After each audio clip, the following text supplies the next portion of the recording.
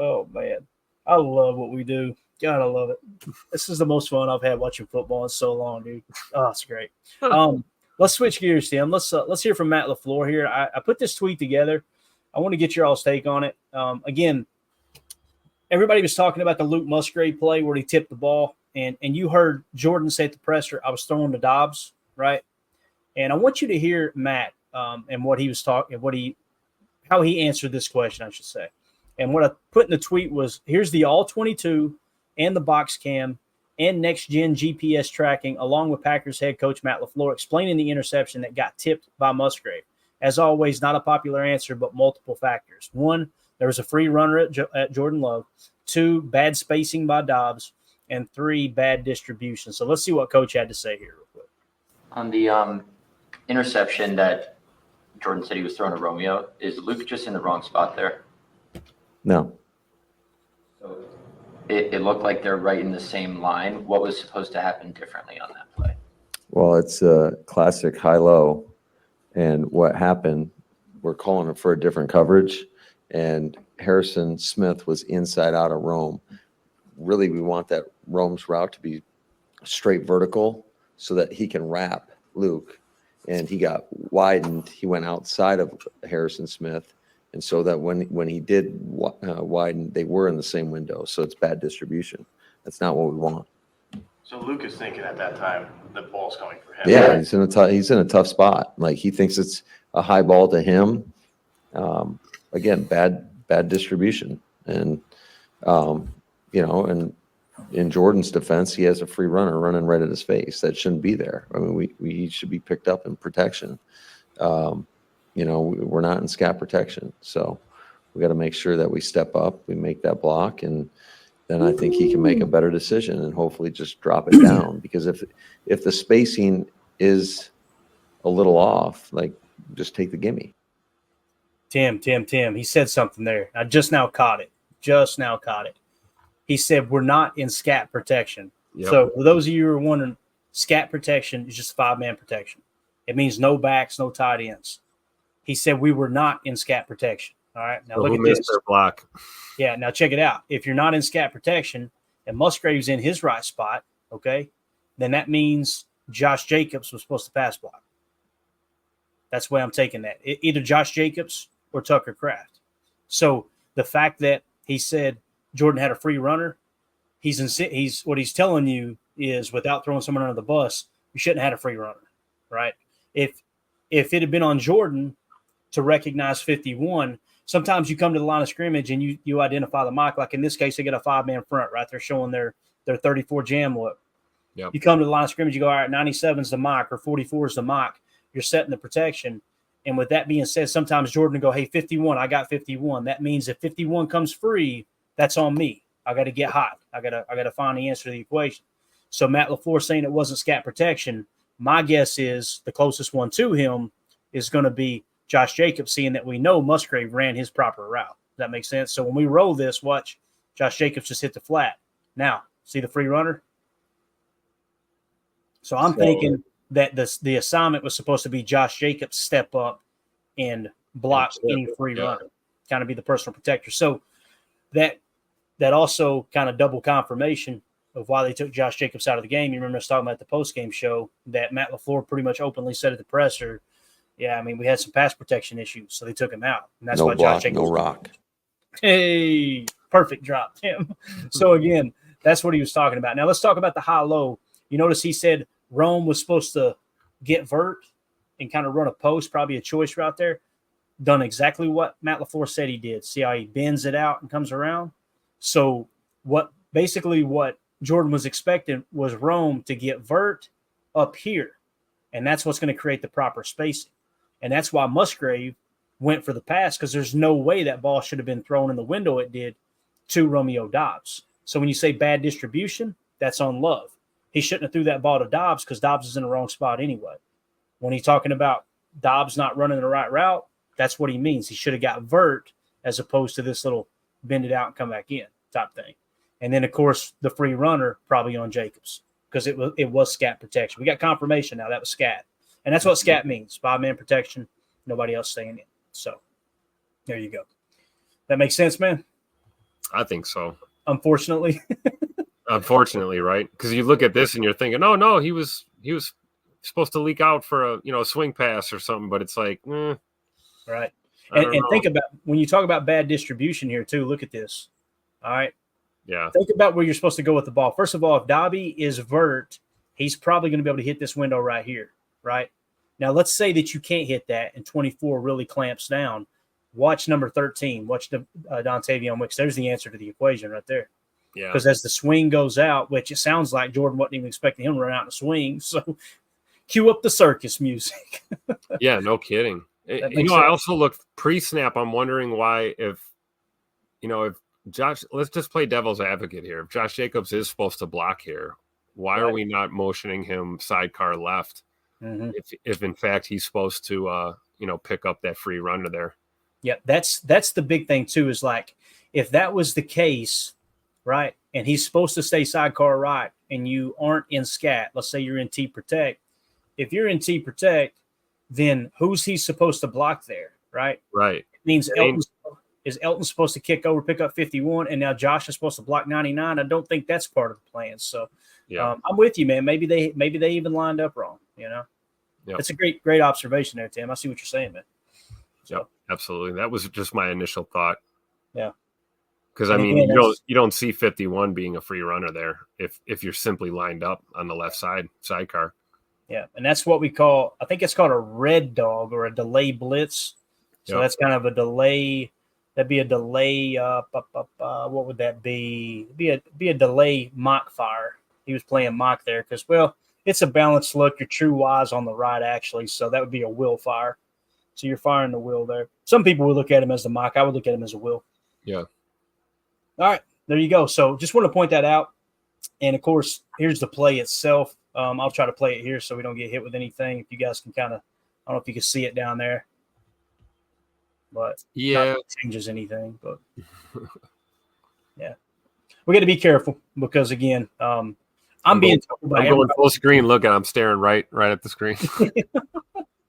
I'm being told by other YouTubers you can use the all-22, and then lo and behold, we get hit with a copyright yesterday. So it's like, okay, I guess we can't. I don't know, but it is what it is. So anyway, I thought that was cool. Anytime coach takes a second to kind of break things down, help us understand a little bit different level. And again, I thought I completely understood it. And then sure enough, we watch it here and I hear him say scat. I'm like, oh, totally missed that earlier today. So it's easy to do.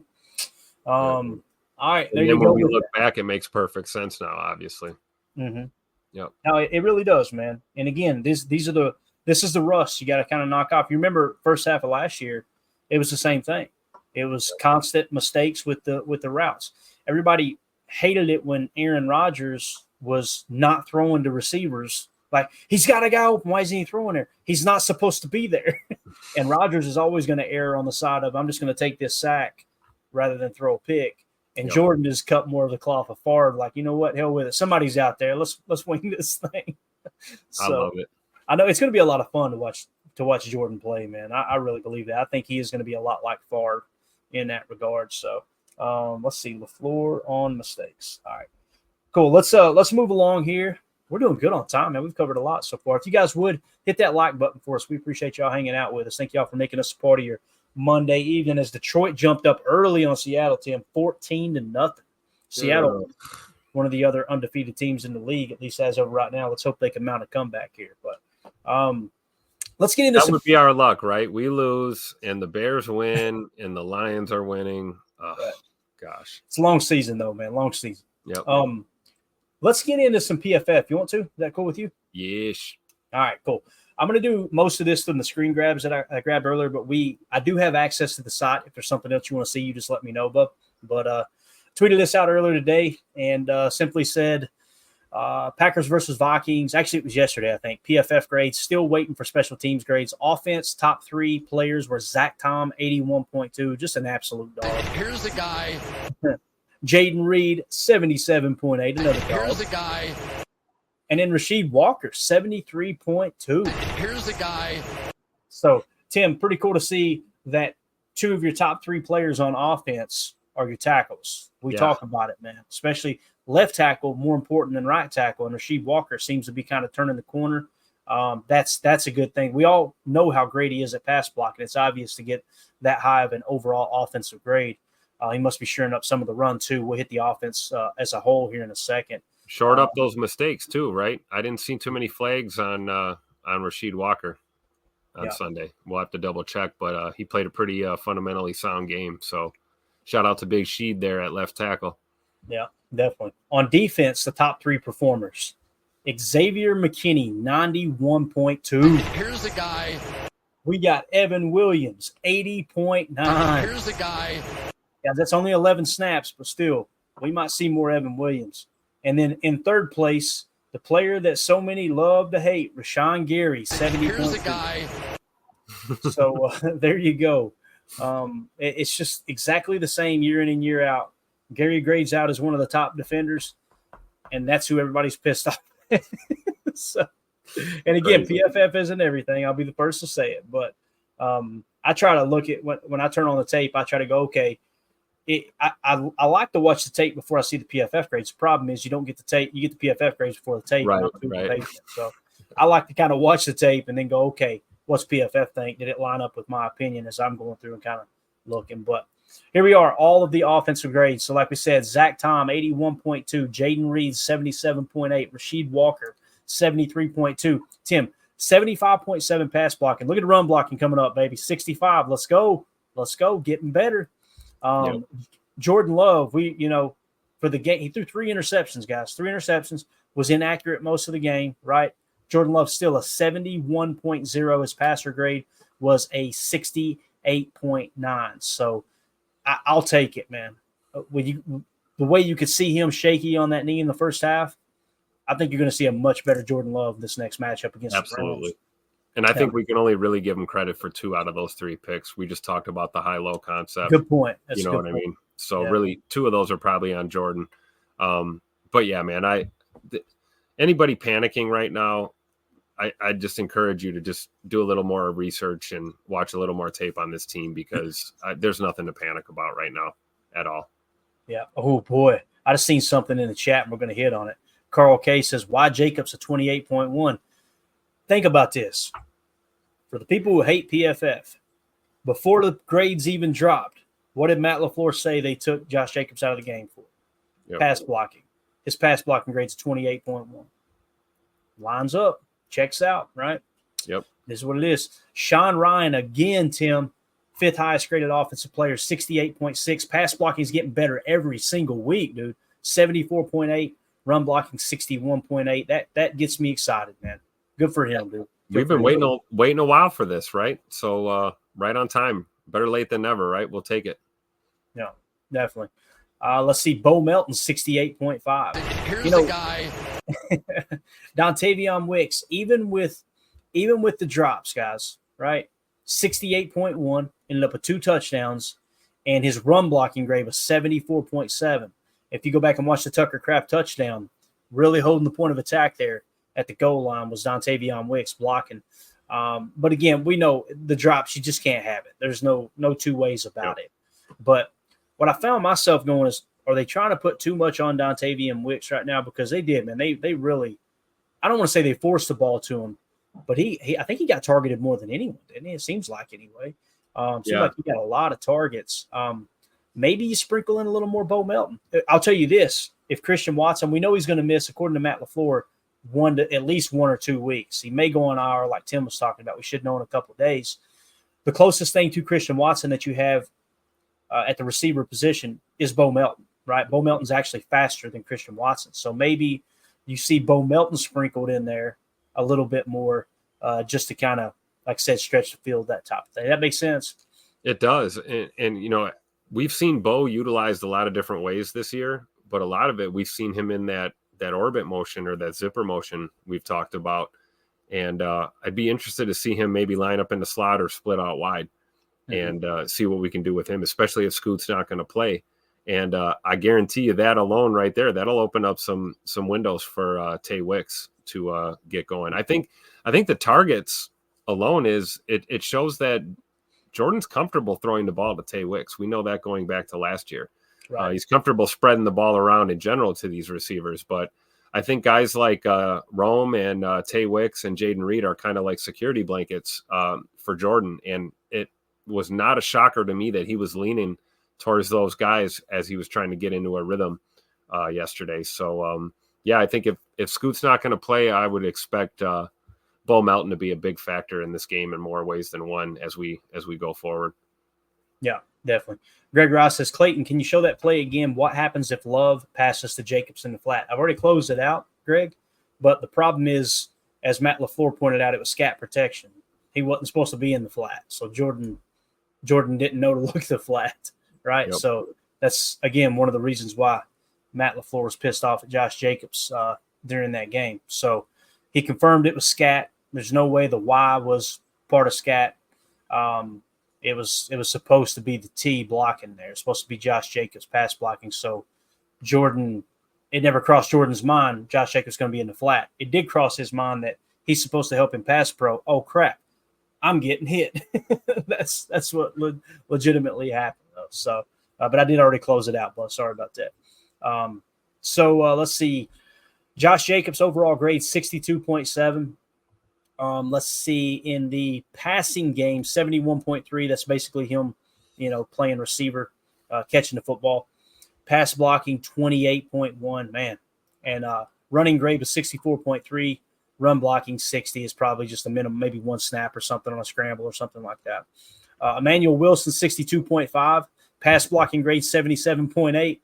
I don't know if I've seen a player improve as much grade-wise to him in pass blocking at the running back position.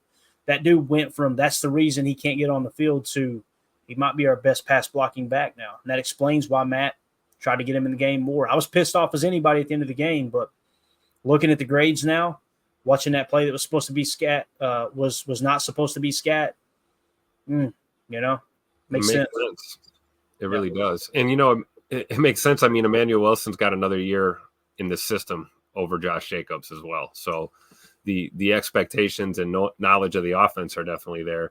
But I think Josh Jacobs is probably, maybe that frustration that we saw on the sidelines is he's just, they're still solidifying his actual roles in these game plans. I don't think we brought Josh Jacobs here to block in pass pro all day, every day. Obviously we want him to carry the ball and, catch the ball out of the backfield, those kind of things. But hey, at the end of the day, like Coach says, no block, no rock. You got to be willing to do it all. And, to see Emmanuel Wilson step up like this, that's you hit it on the head. That's exactly why he's seeing the field more. He's willing to do the dirty work, in pass pro and then get out there and run the ball. And you got to be able to do all those things. You got to be well-rounded in order to be in this Matt LaFleur offense. And I don't think this is anything major, any cause for concern. I'm sure this will be ironed out before we hit the road and head to LA to play the Rams. I'm sure this will all be shored up and everything will be all well and good in that backfield when it comes to those two. But yeah, I don't know. It was tricky to see, Josh Jacobs. I don't want to say an off game, but clearly there was a disconnect there, and maybe it was just frustration in the moment. Yeah, definitely. All right, let's see. Moving along, Josh Myers. Everything has stayed the same. Josh Myers 61.3, pass blocking 72.7, run blocking 54.2. I think that's Josh Myers, man. Again, center is such an important position. I think it's level 2 important on the offensive side of the ball for me. You got to get better at the center position this offseason somehow, some way. Now, I say that just like I said it about Kenny Clark and what they'll re-sign him, but I feel like you gotta try to get better there at the center position. And maybe Jacob Monk is that guy, right? He could be. Next, you got Elton Jenkins at 60.7. Pass blocking 88.6. Just a dog in pass blocking. Here's the guy. Run blocking 50.3. Here's a guy. And he did have one penalty. That's what brought his grade down significantly. PFF penalizes pretty sharply for that. Ben Sims, only 2 snaps. Won't even mention it. Tucker Kraft, man, continues to grade low, but everybody who's played professional football is like, this dude's one of the best tight ends in the game. PFF's going, no, he's garbage. Again, that touchdown there on the sideline didn't help his PFF grade, though. That's exactly right. Yeah, the fumble and the penalty is what really brings that grade down. Yep. And when you got a guy that's running through people like a Mack truck, probably playing a little with the piss a little too hot. We need to bring that down a couple degrees. You know what I mean? Yeah, give some of it to Luke Musgrave. We'll balance the piss out between our tight ends, you know. Exactly. Romeo Doubs had a bad game, and here's what's crazy: 56.1. Right? What did we just talk about? Matt LaFleur critiquing him, running the wrong route, that type of thing. So that makes sense. I think he had a drop too, if I remember correctly.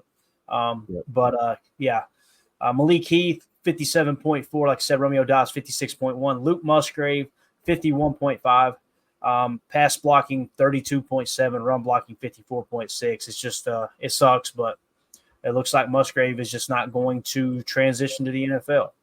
Hopefully he pulls it together, but so far not so good. Christian Watson only 9 snaps, of course, 46.3, but only 9 snaps there. Can't really put too much stock into that. If he had a 90 grade on 9 snaps, I'd say it's 9 snaps. We can't put too much into it, right? Yep. Same as we just did with the defensive side and what we had mentioned about obviously our boy Evan Williams. So, all right, Tim, anything else you want to hit on the offense before we shift to defense here, man? No, Malik Heath, man. I think he's going to be a factor here if Christian Watson's not in the lineup too. We talked about Bo Melton, but I think about my boy Malik, man. He's a dog, dude. And a lot of the stuff that Scoop brought to the table, we talk about, run blocking and, blocking downfield and doing the dirty work. Malik Heath is no stranger to that. And he will make a clutch grab for you in a heartbeat. So I wouldn't be surprised if we saw more of Malik, in the next coming weeks here. Yeah, definitely. Coach Lynn in the chat says Sean Ryan's playing well at right guard. Can't move him now. Amen, man. If he settles in at that right guard position and it all clicks. And I love the way LaFleur talked about Sean Ryan too earlier in the year, saying this dude's accountable.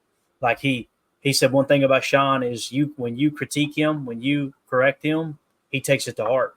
I think that's huge. I really do, man. All right, moving on to defense. Xavier McKinney, man, what a signing by Brian Gutekunst. Listen, Brian Gutekunst deserves criticism for the kicker position. There's no two ways about it. In my opinion, he deserves criticism for letting Aaron Jones go for $3 million. He could have gave $3 million more and kept Aaron Jones here, and we're not even worried about the pass protection at running back, right? And you can use Josh Jacobs and Aaron Jones in tandem together. Obviously, Aaron Jones in Minnesota yesterday, I think he had 20-some carries, if I remember correctly. Josh Jacobs had 9. So I'm going to critique Goody when he needs to be critiqued. There's no two ways about it. The Kenny Clark signing, we talked about it all offseason. He signs him. It seems to be a bad signing at this point, right? But one thing's for sure, man, that Xavier McKinney signing, he knew what he wanted. He went and got arguably the best free agent. Xavier McKinney leading the league in interceptions right now. 91.2 grade in this game, 90 coverage grade, tackle grade of 82. Tim, there's nothing this dude can't do, man. Yep. I mean, I don't understand the Goody slander. I really don't. I never will. Feel good about this squad. Xavier McKinney, man, hindsight's 20/20, like they say, right? I freaked out when we traded Rasul. I was like, what are we doing? We traded Rasul for, $2 and some footballs or whatever it was. I did too. Yeah. And now I'm looking at the secondary and I'm like, oh, okay. So we're playing chess, not checkers. Goody was playing the long game, had to free up some, roster space, had to free up some cap. And it makes sense to bring X in here. And lo and behold, 4 for 4, right? He's getting to pick a game so far. I'll take it. Yeah, exactly. Like I said, Xavier McKinney, great sign. I think Josh Jacobs was a great signing too, because, once you get past year 1, really when you get past year 2, you can get yourself off the hook fairly easy for some of that guaranteed money. So to me, it was, if you weren't going to re-sign Aaron Jones, which is obvious, Goody made up his mind and didn't do that, Josh Jacobs was the next best thing, right? There's no two ways about that. But yeah, again, I'm going to critique him when I think he needs to be critiqued. And you damn sure got to throw him his flowers when you sign somebody like McKinney, man, just a dog. Evan Williams, one of his draft picks, again, only 11 snaps, 80.9. Like to see him get in the lineup a little bit more. You guys know he was crushed in training camp. What do you have, 5 picks in training camp? And he turned around and had a pick in the preseason game too. Like, might be time to just see if you can get him on the field and kick Bull into the slot occasionally and maybe just create a few packages. And maybe that's what this was, getting Evan Williams out. Maybe that was by design as opposed to Valentine struggling. It might have been, hey, look, we're gonna unload this package this game and see if we can, make something happen with it. Rashawn Gary, 70.2. Run defense grade, 75.6. You guys remember in the postgame show, somebody said, where was Rashawn Gary tonight? That's the thing I pointed out was I noticed him in the run game. And again, pass rush, PFF's got him at a 55.4. Matt LaFleur came out once again and was pretty vocal about how they limited their pass rush because they didn't want to rush past the passer. I don't mean to keep harping on it, but they got too aggressive on the Sam Darnold third down scramble, and there you go. I guarantee everybody was pissed off they got upfield. Right. Nobody on that play was going, get after the quarterback. They were probably going, crap, we ran right by him. Yeah, Rashawn isn't the only one with a low pass rush grade either on this defense. So yeah, look at this bounce back game by Quay Walker, Tim. 66.2. His run defense grade still struggling, 54. Tackle grade 57.9. Pass rush 63.7. He did have a sack. That coverage grade back up to 71.5. So this is the guy. a nice little bounce back there, man. And again, I know I've been as critical on Quay as anyone, and it wasn't a perfect game, but that might be kind of a step in the right direction. I think they said Mike Waugh had mentioned that he felt like he's played well here of lately. So Isaiah McDuffie, 65.4, not bad. 72.7 coverage grade there, right? Got a lot of stuff you can get better at. Kenny Clark, believe it or not, had a little bit of a bounce back game, 64.6. Run defense grade, 69.2. That pass rush, though, again, 53.2. When you see all the pass rushers, your best pass rushers on your team, struggling with PFF grades, it does make you think, all right, there is something to that Matt LaFleur comment. LVN 63.7, not bad. Got to continue to build off of it. 72.4 tackle grade, 66.8 pass rush grade. Carl Brooks, 62.2, 72.6 run defense grade. Horrible tackle grade at a 28.4. Got to get that cleaned up. Keyshawn Nixon, if it hadn't been for that 93.8 pass rush grade, Tim, that strip sack from the Cat Blitz, he's probably grading out in the 50s. But coverage grade 52.7. You talked about it, man. That's kind of what you're seeing for Key there. Yep, for sure. I don't know. I'm on the fence when it comes to putting him on the boundary. I know we were kind of strapped for personnel as far as corners were concerned, and that's probably why. And also, it also doesn't matter where you line up a lot of times. I mean, sometimes you get dragged out that way anyway in coverage. But I do. I can't believe I'm saying it. I like Keyshawn more in that slot than I do on the boundary, for sure. Yeah, I agree. I definitely agree there. And maybe they were just trying to get a spark, moving some stuff around. Who knows? Yep. But TJ Slayton, 60.1. Javon Bullard, 59. His tackle grade, that's kind of odd. That's kind of rare because usually tackling is kind of his strength. 30.5 there. Not a good look. Preston Smith, 53.2. Devontae, just amazing, man. I keep going back to the people on Twitter saying that Preston Smith is getting double-teamed more than Rashawn Gary. I'm going, oh, my God. Anyway. Devontae White. Watch the same game and see two totally different things, wild. Right? It's wild. Devontae White, 51.3, had a 72.5 run defense grade, had a 70.2 tackle grade. That's good to see. Pass rush was down 49.9, and we know he's a hell of a pass rusher. I'm telling you, man, must have been the way they designed that pass rush. And if I remember correctly, he got a penalty. Wasn't he offsides once? Am I thinking right, Tim? Did he get called for offsides? Devontae Wyatt? Yeah, I think so. That's probably what brought that grade down quite a bit too there. Yep. So Corey Ballantyne, that's my boy. You guys know I'm the president of the fan club, 49.3, played like Dookie. Eric Wilson, 44.3. Kingsley Enagbare came back down to earth, 42.1. Only 23 snaps, was still a bad game. Eric Stokes, 33.8, and then Edrin Cooper, 28.9. He did get more snaps at a 21. I'd love to know what brung his grade down so much. Did he – face mask. Remember the face mask penalty? That hurt. That probably hurt. Yeah, because that was that face mask. I think that was like a 17-yard gain or something, and he got the face mask on top of it, so it ends up being like 30 yards play. Right, and that's the thing about these officials, because when I saw what I saw on that play, maybe we can break it down when we go through the tape for Chalk Talk, but I saw illegal hands to the face. I don't know if I saw a full-on grab and twist and 15-yard personal foul type of deal. So yeah, I struggle with that stuff, man. And And what I always have to, just to keep it real with myself, I have to default to, what does the rule say? The rule says if you grab the face mask, touch the face mask, it's a face mask. Yards, yeah. You know, I'm not saying I agree with the rule, but if that's the rule, you got to call it. You know, it sucks, but you got to call it. You really do. All right, so there are your defensive PFF grades. I didn't have the special teams yet. I could go grab them. I'm not really too concerned about it. I wanted to hit on this real quick, though, Tim. So overall as a team, these are your grades overall, team grades, PFF, per week. Week 1 against Philly, 60.3. Week 2 against Indianapolis, 68.3. Week 3 against the Titans, 71.2. Week 4 against the Vikings, 67.2. So you took a slight step back from week 3, but overall, again, the defense is what was so bad. It really was, 58 overall. On offense, they were 71.1. So pass blocking, you could see the emphasis there, playing well there. Yeah.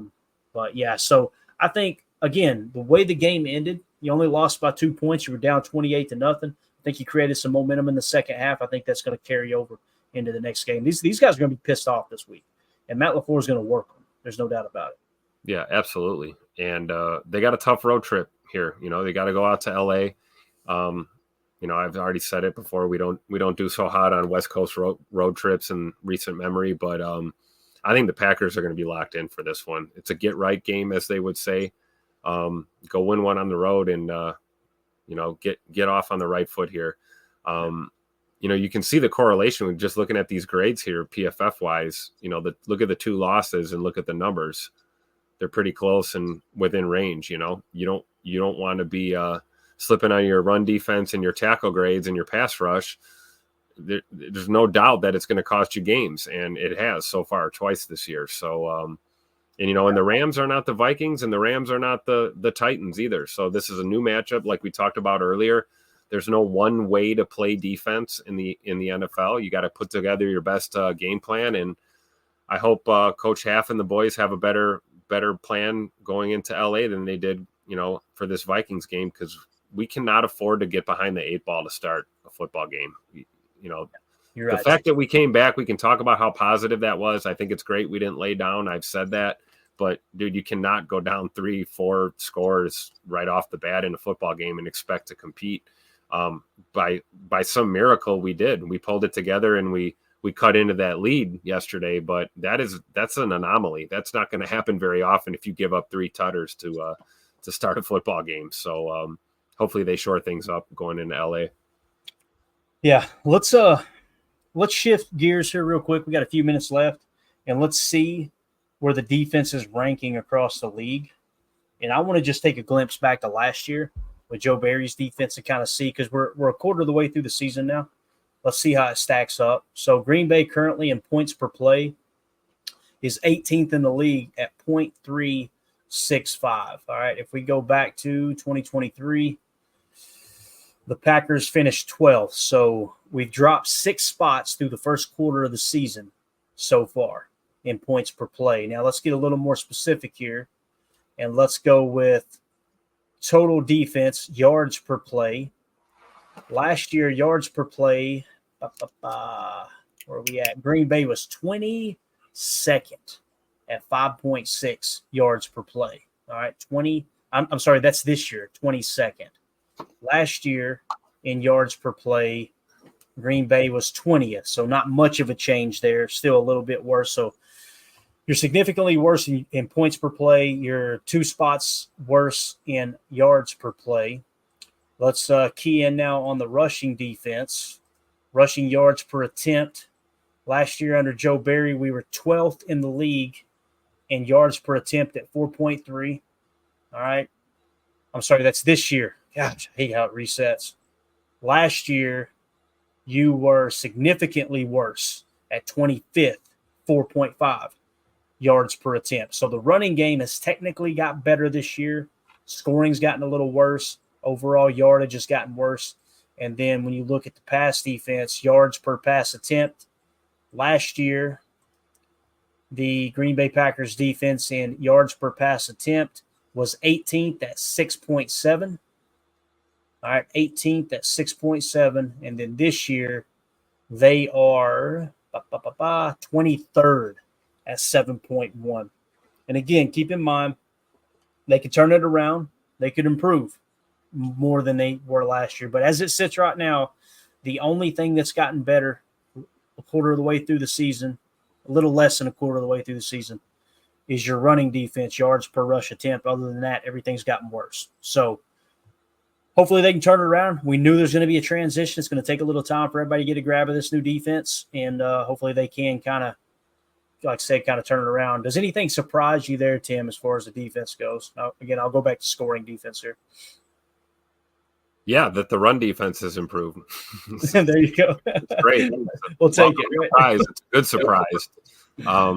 The one thing that we, bitched and complained about forever was the run defense. So it's nice to see that trending upward. But if it's going to be at the demise of everything else, then, I say let's get our stuff together here on defense. But again, we have to be patient. It's a first year system with Hafley, and we all want them to go 17-0. I understand that, but it's just not the way things work. So we're going to have bumps in the road.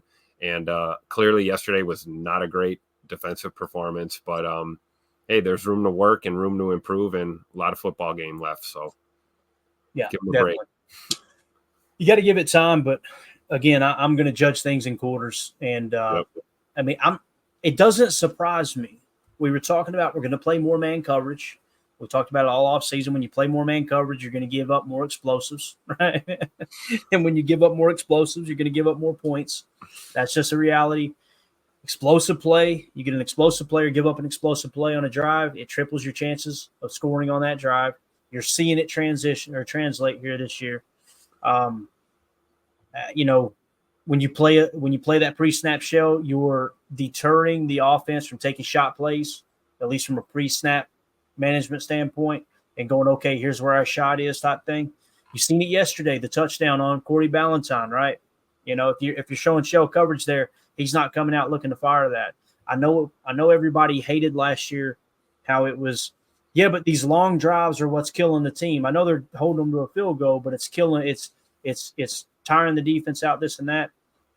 You can see a significant change in points per play. Again, I hope they turn it around, but it explains why the run defense was worse last year, because you got those 50s up high, and it's hard to meet your run fits. Although Matt LaFleur pointed out Pittsburgh had no problem against us playing too high shell and meeting their run fits last year. So it's all important. It's all important information. So hopefully they can turn it around. I like Hafley. I think he's a great defensive mind. The issue I have is, and many people have talked about in the chat both tonight and yesterday too, I think someone we had marked it, but we didn't get to it. It was like, at what point do we start critiquing Goody for taking these like crazy mega athletes over, solid football players? That's definitely a critique we've had on this show. All of us have talked about it from time to time. And that's the one thing that hasn't changed. Guys that went from Dom Capers to Mike Pettin to Joe Barry and now Jeff Hafley. And you're still seeing the same issues. You're seeing missed tackles. You're seeing blown coverages. When you play man coverage, you don't have the dogs to run man coverage. We are not a man cover top team. It's just, to me, you literally have to build a defense around that mentality. You do. And that's what Belichick did so well in New England, man. He would go out, and that was top priority. I want man cover corners. We're going to play bullseye, and guys are going to be gap sound in their run fits, and we're going to play multiple. He played what they call a multiple look. One game he'd play a 3-4. The next game he'd play a 4-3. And then sometimes he would show a hybrid. It'd be first quarter, they'd be showing a 3-4 front. Then he would switch to a 4-3 under. Like, he was very. I would think just conventional wisdom would tell you that, a good man-to-man cover corner, asking that guy to fall off and play a little zone coverage is probably easier than asking a guy who's comfortable in zone to step up and play man. We've seen that with Jair. Jair's great off-ball corner, great zone corner. Even a man match corner, really good, but man, pressed up, man-to-man, one-on-one, it's not his best foot forward. So I think if you want to play man, you got to build your defense that way. And I don't think this Packers defense is assembled that way. I think zone favors us in these matchups in the long run. I really do. Yeah, definitely. Carl K in the chat said, we're a young team that needs more experience, maturation. It's a great point. So I was thinking about that last night, Tim. I'm like, you lay down at night, and I was watching the tape as I was sitting there in bed, and I'm going, all right, arguably the youngest team in the league, and they just about had the largest comeback in Packers history. Yep. Right. And you're seeing a team that's spotting, they get this stuff cleaned up. Man, the roster from bottom to top, or top to bottom, I should say, is built in a way that you could keep this going for a long time. The issue I have is just like some of the crucial parts of the roster is like their glaring needs. We've got to get it fixed. Yep. Like, again, you and I both agree the kicker isn't the reason they lost that game yesterday. It's one of the reasons, but it's not the reason. One of many, yeah. One of about 83 reasons. But at the same time, it's like I can't deny the fact that they missed this one. Yep. They were sitting there in March when free agency kicked off, and they were going, Anders is our guy. And he wasn't. He barely made it through training camp. And you guys know how I felt about that. I thought they should have stuck with Anders. I'm going, and I'm asking everybody, like, who's the better kicker we're going to sign? Who's the better kicker we're going to sign? Well, we traded one for one. We got a guy that is lights out on extra points. Anders kept missing extra points. Right. And then, Narvison's hitting the extra points and missing the field goals. So, well, it's the opposite of what Anders did. It's a crapshoot, man. I'm sure we're going to see a heavy dose of kickers come through 1265 here in the coming years. I was really surprised that they didn't sign anybody yet. Now, this is the name that keeps popping up, 2-0 for this, Brandon McManus. There was something that happened that the league was kind of holding off on him being eligible this year, some kind of disciplinary thing. And evidently it got cleared, exonerated or something, so he will be available. Okay. Brandon McManus is a kicker that I would be interested in, no doubt about it.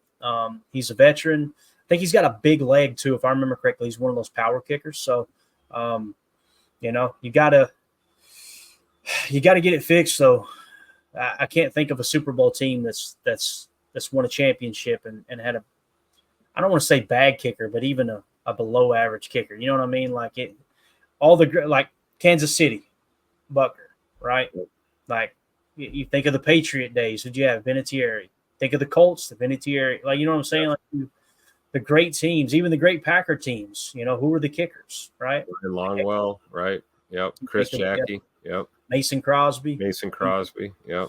So it sucks, man. But who knows, man? Maybe they can pull that aspect together. But when you miss 2 kicks like that, it is tough. There's no doubt about it. I understand everybody's frustration there. So, with that being said, though, that's it. Tim, you got anything else, man? Anything else you want to hit on? No, definitely don't want to talk kicker anymore, for sure.